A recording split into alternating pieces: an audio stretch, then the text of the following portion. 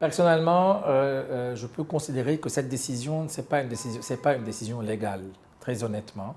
Mais je peux comprendre aussi le Premier ministre. Le rôle essentiel pour arrêter aucune décision du procureur général, c'était le rôle du juge Ghassan Aouedat, le procureur général de cassation. Par rapport à moi, la décision n'est pas légale, mais en même temps, les décisions du juge Radaoun aussi ne sont pas légaux.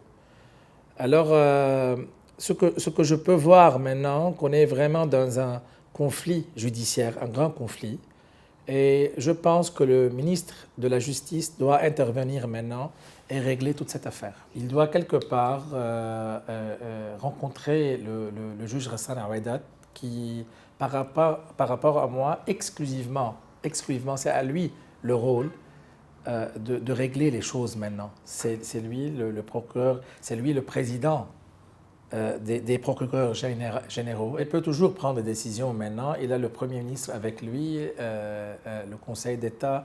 Tout le monde est avec lui maintenant pour arrêter cette histoire, car vraiment maintenant, la réputation bancaire est toute la situation maintenant est exactement avec les banques correspondantes à l'étranger est vraiment un très grand risque avec nous. Maintenant, on commence à sentir ça, on commence à sentir que l'effet des accusations du juge Radaoun contre les banques vraiment va rendre la situation de pire en pire. Et on est vraiment à un très grand risque de bloquer tous les transferts bancaires du Liban à l'étranger et de l'étranger au Liban aussi.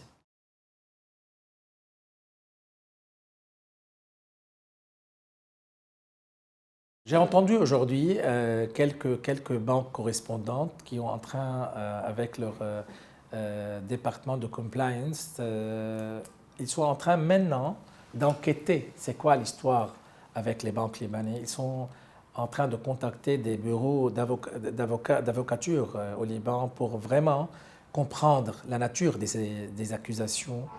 Alors, je pense que oui, vraiment, on est dans un très grand risque. Moi, je pense que ces décisions judiciaires, ce ne sont pas des décisions responsables. On ne peut pas maintenant accuser toutes les banques libanaises pour une matière de blanchiment.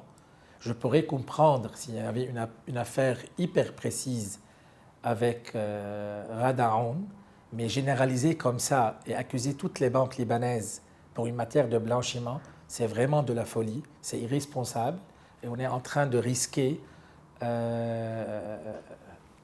tout au Liban. Quand le secteur bancaire au Liban est bloqué, alors tous les métiers sont bloqués. Ce n'est pas une histoire seulement d'un système bancaire, c'est bloquer tout le système de commerce libanais.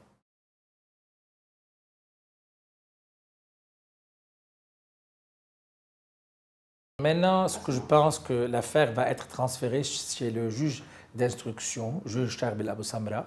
À mon avis, le juge Abou Samra doit centraliser toutes les enquêtes contre le gouverneur chez lui. Celles qui sont à l'étranger. Même celles, non pas celles à l'étranger, celles qui sont au Liban, mais celles qui sont à l'étranger doivent être, je pense, bloquées, car maintenant on doit attendre les résultats des enquêtes et des investigations libanaises. Après ça, s'ils ont besoin à l'étranger de quelques informations, ils peuvent avoir ça en envoyant des requêtes pour ça, mais l'investigation principale, l'enquête principale doit être centralisée chez le juge Charbel Abou Samra. Maintenant que l'étranger et le système judiciaire étranger est sûr qu'il y a une enquête qui est en train de se passer au Liban, alors je pense qu'après ça, la logique des choses, qu'on doit attendre le résultat des enquêtes libanaises est exactement, et ça c'est important pour moi, on doit centraliser toutes les enquêtes